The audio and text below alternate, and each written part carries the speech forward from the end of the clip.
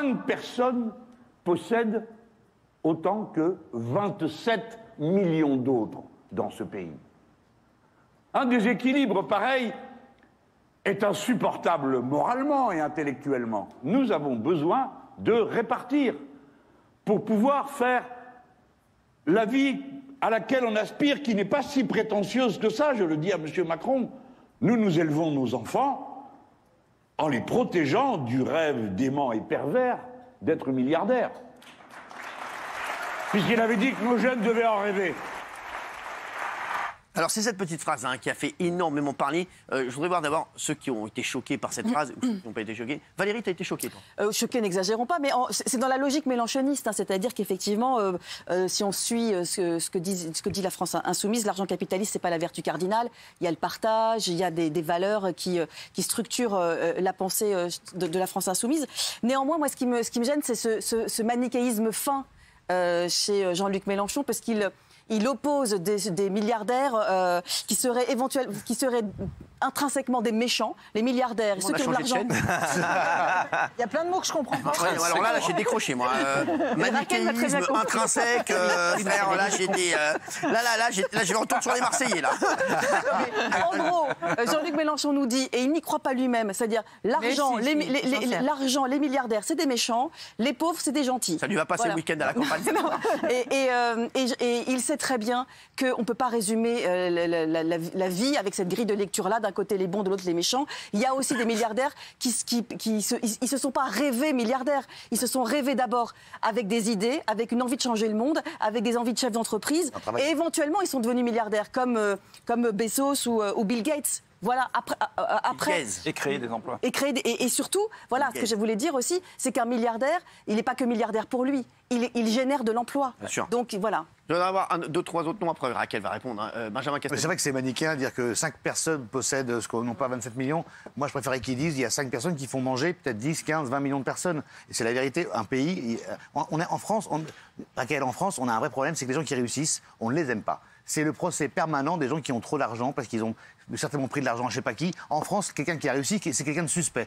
C'est pas bien. Il faut encourager les enfants à réussir. Alors, peut-être pas d'être millionnaire, milliardaire, mais pourquoi tu veux les restreindre? Dire, voilà, le milliardaire est le méchant. Un rêve dément, c'est pas dément d'être vouloir être milliardaire, c'est un rêve tout court. Non, honnêtement. Tu rêvais pas d'être, je sais pas, une princesse quand tu étais petite? C'en est une. Ah, c'est vrai. Une queen, même. Une queen, non mais voilà, on a tous des rêves quand on est enfant. Une princesse insoumise. Voilà, hein, non, je trouve que, voilà, je trouve ça pas bien. Alors, Géraldine, tiens. Protéger nos enfants du rêve dément et pervers d'être milliardaire. Donc milliardaire, ça passe pas. Millionnaire, ça passe ou pas? Non, mais juste pour savoir, c'est quoi la grille de lecture de M. Mélenchon? Non, moi j'essaie d'apprendre à mes enfants d'avoir des rêves, d'être heureux et d'avoir de l'ambition, de croire en la méritocratie. Et moi, si ma fille, elle me dit j'ai envie d'être millionnaire, parce que je n'ai pas envie de lui apprendre à dire ou à se rêver éventuellement pauvre ou précaire ou pas savoir ce qu'elle va manger le 18 mois. Je trouve que c'est pas un plan de carrière, un plan de vie, un plan même d'utopie. Et en fait, je trouve que c'est une sorte de nivellement vers le bas à chaque fois dans lequel Mélenchon veut nous aspirer et qui ne me plaît pas parce que c'est démagogique et on fait croire aux gens que si on tape les riches, on va rendre les pauvres plus riches. Et ça ne marche pas comme ça, selon moi. Et encore une fois, oui, il y a plein de milliardaires comme par exemple Bill Gates ou comme, je sais pas, Warren Buffett, tout ça, qui ont donné beaucoup à plein d'œuvres, tout ça. Warren Buffett, un milliardaire, bon voilà. Et par exemple, je pense à Bappé, par exemple. Bappé, c'est un multimillionnaire. Et vous savez qu'il inonde Bondy, vous devez le savoir. Il inonde Bondy de l'argent qu'il a gagné. Donc voilà, c'est encore une fois stigmatisant, c'est manichéen. Et je pense qu'on ne rend pas service à la société française à stigmatiser les riches. Voilà. Alors, Raymond. Non, il faut des gens tout en haut pour que les autres puissent vivre. Moi, je suis ouvrier, j'ai tout le temps été ouvrier. Et moi, ce que je dis à mon fils, c'est d'essayer de se battre justement pour ne pas être ouvrier et pour essayer d'être un peu plus haut dans la classe sociale. Il n'y a pas de honte de ne pas vouloir de milliardaire, peut-être pas, mais il n'y a pas de honte, vraiment. Et comme l'a dit Benjamin, il faut des gens puissants pour qu'on puisse nous aussi manger autour. Là où il a raison, Mélenchon, c'est que les richesses sont mal réparties. Mais j'aurais envie de lui dire à lui aussi, à M. Mélenchon, c'est que depuis 83, depuis 76, il est dans la politique. Depuis 83, il est élu. Il a gagné tout son argent sur le dos des Français qui travaillaient. Pas lui. Lui, il a créé aucune richesse. Il a gagné son argent par l'impôt des Français. Et aujourd'hui, il n'est peut-être pas obligé de cumuler les mandats comme il l'a fait dans les années d'avant pour toucher des sommes 10, 12 000 euros par mois. Il peut aussi travailler pour 2 500 euros si ça ne lui plaît pas d'être milliardaire. C'est ça son discours qui est bizarre avec Jean-Luc Mélenchon. C'est qu'il dit, c'est pas beau l'argent, c'est pas beau d'être riche, c'est pas beau d'être milliardaire, mais depuis 76, 83, il vit que de l'argent des impôts en fait. Il vit pas de son travail à lui. Donc je préfère un patron qui vit de son travail et qui donne du travail aux autres plutôt que quelqu'un qui donne des leçons sans lui jamais n'avoir travaillé. Il a jamais travaillé. Je vais juste répondre vite fait à ça parce que Jean-Luc Mélenchon, il gagne pas 10 ou 12 000 euros par mois. Il n'a jamais gagné 10 000 euros. Même 4 000. non. Avec le cumul de ses mandats. Non, mais c'était d'ailleurs une fake news que l'extrême droite avait diffusée. Il y avait eu beaucoup de mails parce qu'ils prétendaient qu'on pouvait être à la fois député européen et sénateur ou je sais pas quoi. Mais c'était faux, c'est pas vrai. En France, mais la moyenne des Français, c'est 1 600. Ils ne gagnent pas 1 600 par mois, monsieur Mélenchon. Non, il n'y a aucun parlementaire qui est à 1 600, d'accord. Mais sauf que Raymond, et alors ? Tu préfères quand même d'avoir des députés qui demandent le SMIC à 1 400 €, qui veulent bloquer les prix, qui veulent la retraite à 60 ans, ou tu veux des députés qui en plus vont à l'Assemblée nationale pour dire qu'il faut qu'on gagne peu, qu'il faut qu'on travaille jusqu'à la mort. Ouais. Moi, je veux des députés qui soient alignés sur les Français. Je veux des députés qui le font par conviction pour leur pays. Je veux des députés à 3 000 balles, ça suffit. Il n'y a pas besoin de 37 000. Très bien. On peut absolument rediscuter des revenus. Ah bah si, il n'y a pas de souci. Mais là, pour l'instant, j'ai été invitée à rediscuter des revenus des milliardaires. On peut peut-être commencer par là, non ? Parce que je connais un peu la manœuvre qui consiste à dire les milliardaires, n'en parlons pas. En revanche, on va parler des élus et notamment des élus insoumis qui peut-être ont des compétences personnelles qui pourraient peut-être faire qu'ils auraient des salaires plus élevés encore dans le privé. Je pense par exemple à Manuel Bompard qui était le directeur de la campagne. Ce mec, il est docteur en mathématiques et appliquées. Tous les élus partent pas sur le débat. Je te tutoie, excuse-moi, mais pas sur le débat des élus de la France insoumis. Tous les élus, vous nous vendez des projets politiques. Non, mais c'est pas la même chose d'avoir un élu insoumis. Des voitures de fonction. Vous payez pas la même chose. Vous avez des frais de campagne, vous avez des frais avec nos sous. Dis pas vous. Dis pas vous. Les députés. Dis pas vous. Moi, je suis pas députée. Dis pas vous. Je dis juste que c'est pas la même chose pour les Français et pour les gens à la maison.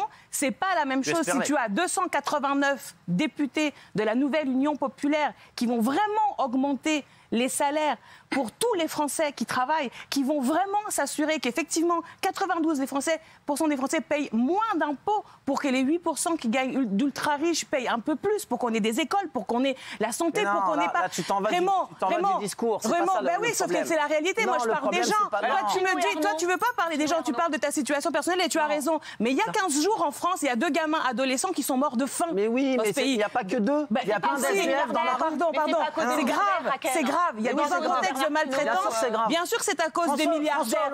C'est parce que certains prennent tout que les autres n'ont rien, Géraldine. Cyril Hanouna, si les gens crèvent de faim en France. Cyril, tu es milliardaire. Mais excusez-moi, qu'est-ce que je viens faire là-dedans ? Géraldine, pas débile. Tu es milliardaire ? Non, peu importe. Mais c'est des cercles vertueux.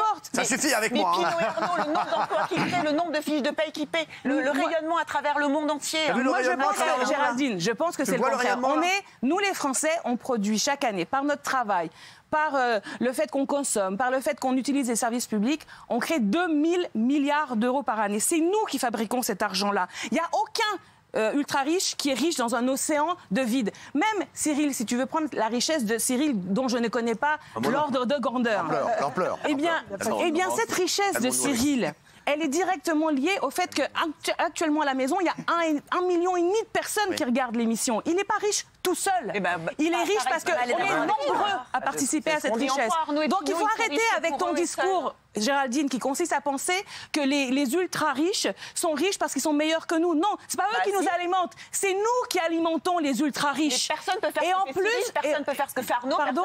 Oui, pardon, excusez-moi. Le jour où il y a plus de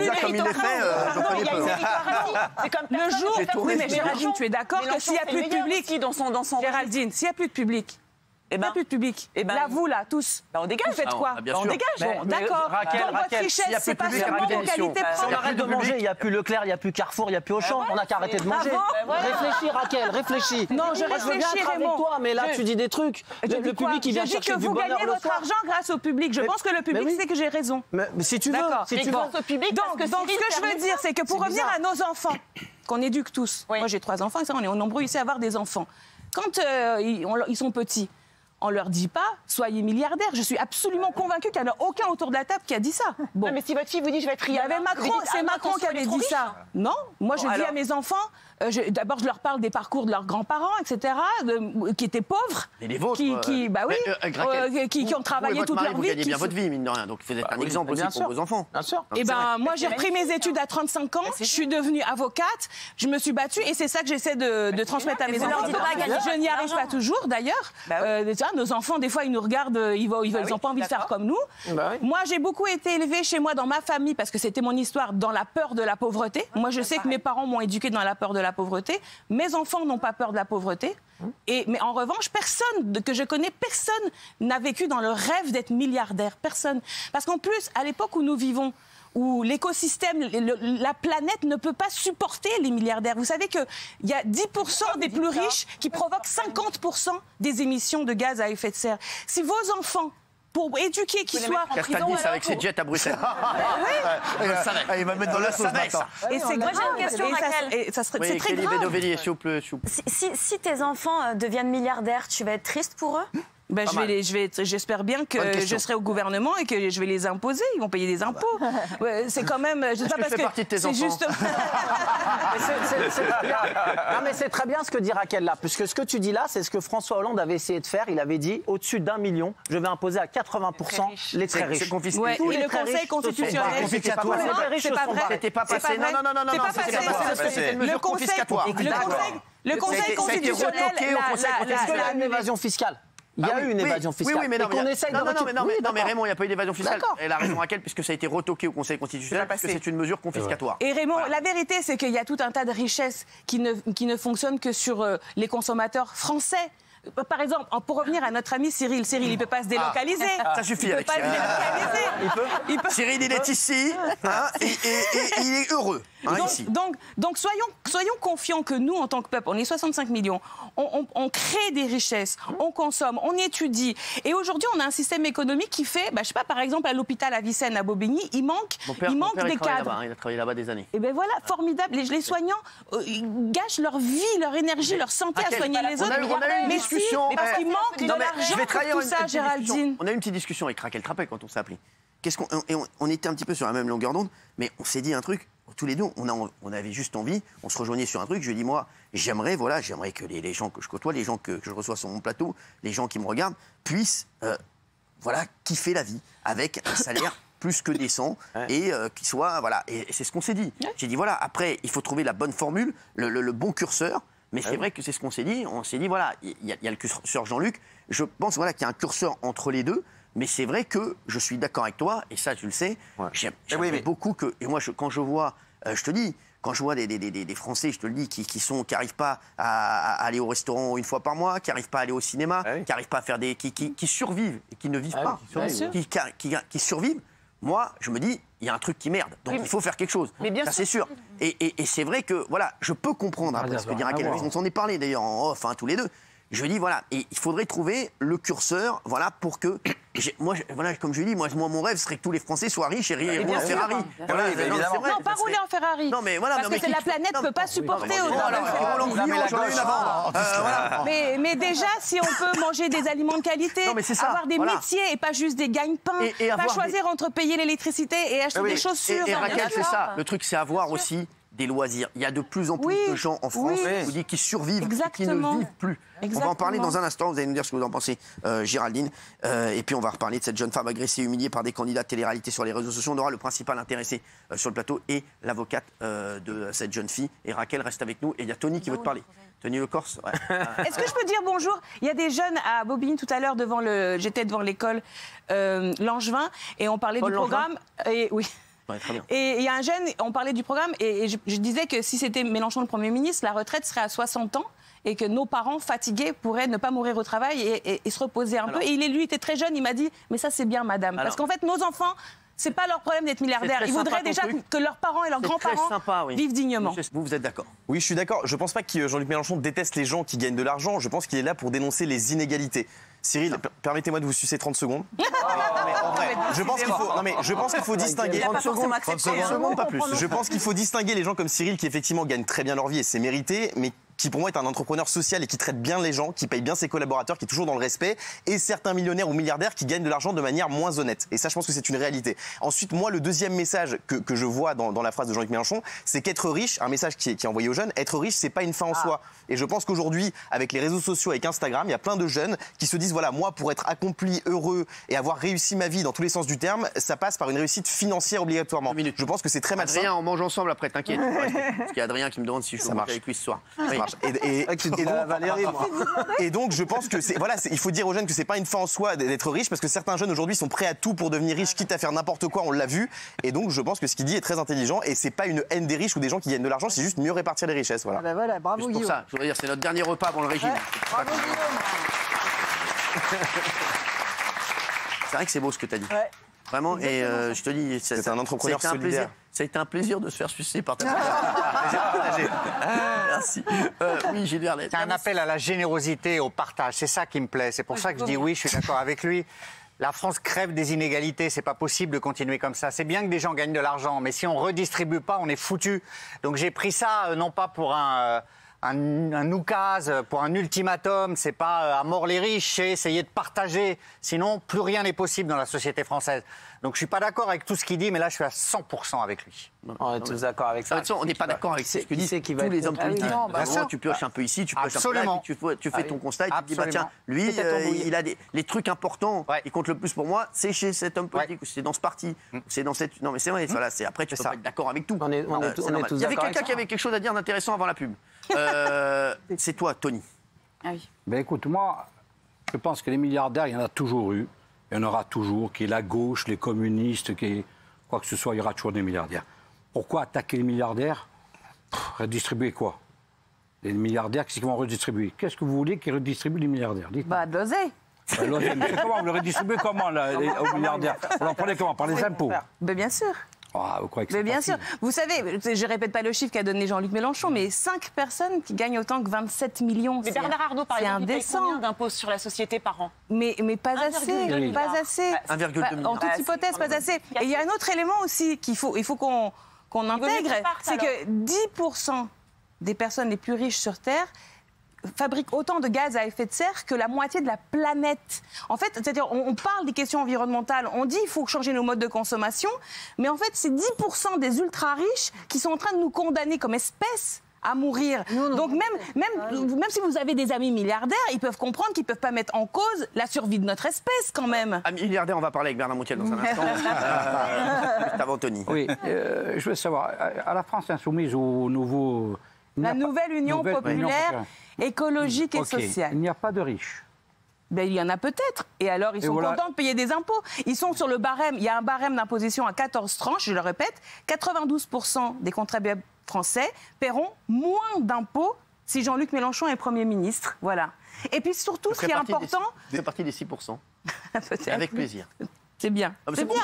Non, mais c'est bien de le dire, ça, c'est bien. Parce que le côté, par exemple, souvent on nous dit oui, il y aura de l'exil fiscal. Mais alors, ces gens ne sont pas patriotes. S'ils partent juste parce qu'ils ne gagnent pas assez. Nous, on est patriotes. Bien sûr qu'ils sont pas patriotes. Bah, être patriote, c'est payer des impôts. Vous avez un autre aussi. chiffre, vous attaquez. Moi, parfois, j'entends les hommes politiques qui veulent attaquer les impôts. Un Français sur deux ne paye pas d'impôts. Un Français sur le revenu. Un Français paye tous la TVA. Ne paye pas d'impôts. La TVA, c'est pour tout le monde. Moi, je dis juste qu'au lieu de vous concentrer sur les impôts, concentrez-vous sur le prix des loyers qui flambe, qui bousille la vie des gens. Concentrez-vous sur l'électricité qui bousille la vie des gens. Concentrez-vous sur l'essence qui bousille la vie des gens. Au lieu de vous concentrer sur un impôt où certains payent 800, 900 euros d'impôts, ce qui est déjà beaucoup, vous concentrez là-dessus et vous concentrez pas sur les vrais problèmes. Amazon ne paye pas d'impôts, ça dérange personne. T'as des grandes chaînes de fast-food qui ne payent pas d'impôts, ça dérange personne. Bien sûr, ça dérange. Ne paye pas d'impôts, vous prenez des Uber. Pourquoi vous montez dans des Uber? Ne montez pas dans des Uber. Uber ne paye pas d'impôts en France. Et pourtant, ça vous dérange pas de monter dans un Uber. Moi, je ne veux pas qu'on monte dans des Uber. Voilà. Il y a plein de détails comme ça. Il y a plein de détails comme ça. Les commandes Amazon, vous commandez sur Amazon. Non, mais c'est vrai, Amazon ne paye il pas a raison d'impôts. sur un truc. C'est qu'Amazon, des faux combats. Non, mais ils payent maintenant. Ils ont mis un impôt, mais c'est dérisoire. Raymond, il y a toujours une Amazon, toi. C'est la priorité d'abord. Raymond, premièrement, bon, je ne commande pas sur Amazon. Mais l'astuce qui consiste à culpabiliser le consommateur plutôt que s'en prendre et parallèlement à ça défendre Joseph Bezos, pardon. Raquel, je culpabilise aucun consommateur. Le poids négatif de Joseph Bezos, c'est plus grave que le consommateur. Tu m'accuses de quelque chose qui n'est pas bon. Le consommateur, je ne l'accuse pas. Le consommateur, quand il a réduit à 8 € sur Amazon et qu'il a le même produit à 32 bien euros sûr. ailleurs, il prend celui à 8 parce qu'il est en galère. Exactement. Et il l'aura en 24 heures au lieu d'attendre une semaine chez nous. C'est ça qu'il faut remettre en cause. Il faut arrêter avec Mélenchon de dire les impôts, les impôts, les impôts. Qu'est-ce qu'ils vont faire les riches quand vous allez les imposer? Ils vont se barrer et vous ne pouvez pas les retenir. C'est faux, Raymond. C'est la vérité. C'est faux, C'est la vérité. C'est faux. Et regarde aux États-Unis comment ça se passe. Les États, pardon. Mais je m'en fous des États-Unis. À chaque fois, c'est pareil. Par contre, les États-Unis, écoute-moi. J'habite là, moi. Raymond, écoute-moi. On fera ça ici. On fera ça ici. Laquelle on habite là? On fera ça ici. Ça s'appelle le FATCA, Foreign Account Tax Compliance Act. Les Français, même quand ils habitent. Attends, tu vas juste le refaire ça, parce que là. Comment ça s'appelle? FATCA, Foreign Account Tax Compliance Act. Tous les Américains, où qu'ils soient dans le monde, ils doivent déclarer leurs revenus. On fera pareil. Raymond, on fera pareil. On l'a dit sur tous les temps. Le programme économique budgétaire de Mélenchon, il est en béton armé. Tant mieux, alors. Ne t'inquiète pas. En revanche, il faut partir des besoins. On a besoin, de préserver la planète. On a besoin de vivre dignement. On a besoin d'être heureux. On a besoin que nos gamins étudient pour justement viser cette ambition, cet avancement. Quand on dit qu'on va donner 1 000 euros, combien de pourcentage de pollution mondiale, nous, la France? On représente combien de pourcentage? Combien on représente? Parce que j'entends toujours, vous me parlez tous de la planète. Moi, je veux bien, mais je veux aussi que les Français y bouffent. Les milliardaires, non, la France est responsable. La France est responsable de combien de la pollution? Les pauvres Français, rien. Mais les ultra-riches Français, beaucoup. La France représente 1% de la pollution mondiale. Ne mets pas dans le même paquet celui qui voyage en jet et qui a un yacht et celui qui a du mal à manger, qui lui ne pollue pas. Donc c'est ça c'est débile. Parce que vous faites marcher l'économie par ailleurs. Donc c'est tellement Faites attention à ces mots. Faites attention à ces mots à prendre avec des pincettes. Thierry, moi je vais t'expliquer. La France, c'est rien du tout au niveau de la pollution. C'est 1%. Et c'est la Chine, bien sûr. les Américains, l'Inde. C'est une catastrophe. L'Inde et la Chine. Alors ça veut dire, ça c'est comme de la Cordillère des Andes. Ça c'est comme le nuage de Tchernobyl qui s'est arrêté à la frontière belge. Le nuage Tchernobyl s'est arrêté à la frontière belge. Raquel, vous m'avez pas répondu. C'est en Chine et en Inde qu'il y a le plus de milliardaires, il y a les gens les plus riches ou les plus pauvres aujourd'hui? Eh ben, il y a des pauvres, il y a aussi des milliardaires en Chine et en Inde. Et il y a aussi, Géraldine, il y a un modèle économique. Par exemple, quand on fait le grand déménagement du monde, on va chercher, fabriquer des produits en Chine pour les ramener ici. C'est nous qui les consommons ici. Donc ça, c'est les riches en France qui ramènent les produits de là-bas. De toute façon, les études, elles sont disponibles. Géraldine, mais qu'est-ce que vous dites à propos des 10% d'ultra-milliardaires qui font les 50% des gaz à effet de serre? Non, mais Raquel, ce sont les pauvres et les plus précaires qui consomment chinois. Les Français, les pauvres, non. Ça, les études sont très claires là-dessus. Je vous renvoie aux études, par exemple, de Greenpeace et Oxfam. Les pauvres sont très faiblement émetteurs de gaz à effet de serre. Ça, c'est une donnée très solide de la science et des études. Faut pas culpabiliser les gens en leur faisant croire que parce qu'ils achètent des choses low cost, c'est eux qui sont en train d'abîmer la planète. Ce sont les ultra-riches que vous défendez qui sont en train d'abîmer la planète. Quand on n'a pas de quoi manger le 3 du mois, vous pensez qu'ils pensent vraiment à la planète, les plus précaires? Ben non, et alors ils pensent d'abord à bouffer. Mais vous pourriez peut-être y penser. Mais moi, qu'est-ce que vous savez que je suis ultra riche? Non, j'ai pas dit que vous étiez ultra riche. J'ai dit que quand je dis moi que les ultra riches représentent 50% des gaz d'émissions à effet de serre, au lieu de dire résolvons ce problème, vous me parlez d'autre chose et vous dites que je taxe trop les milliardaires. Est-ce qu'on peut au moins se mettre d'accord qu'on a un problème de survie le Covid, c'est les milliardaires, la pollution, c'est les milliardaires. C'est un fait. Mais non, mais arrêtez. Vous remettez en cause ça? Oui, complètement. Le dernière étude de Greenpeace et Oxfam, vous avez bien tort. Marakelouche. Ok. Marakelouche, il y a le sondage qui va arriver. Merci, il était là. Vous l'avez vu, vous l'avez pas vu? Vous l'avez vu. Oui à 36%, non à 63%. Et c'est intéressant parce que nos téléspectateurs sont pro-Mélenchon. Et là, ils sont contre Mélenchon. Et la plupart du temps, nos téléspectateurs, ils sont avec Mélenchon. Non, ils sont pour. Non, ils sont non. 63. Parce que les mecs, vous savez lire ou quoi? C'est vrai. Non, mais à la vrai dire, au début, il a dit est-ce que vous êtes choqués? Il a dit au début. Êtes-vous d'accord avec les propos de Mélenchon? Donc il a posé la question de manière On veut bien taper sur les riches, Raquel, il n'y a pas de problème. On veut bien leur prendre tout leur pognon. Il n'y a pas de problème. Moi, je suis comme toi. Viens, on leur prend tout leur argent. Et quand ils vont se barrer, je vais être comme un con parce que moi, je sais pas comment je vais faire. Mais non, on va faire le.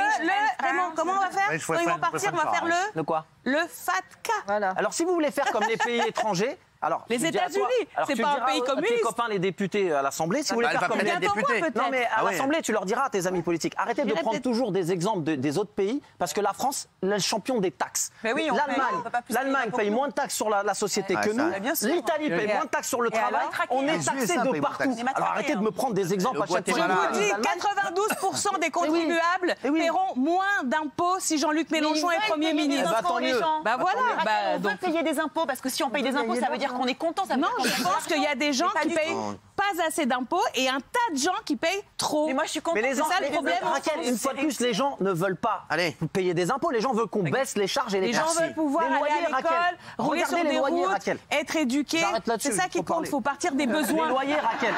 Merci, j'en ai marre.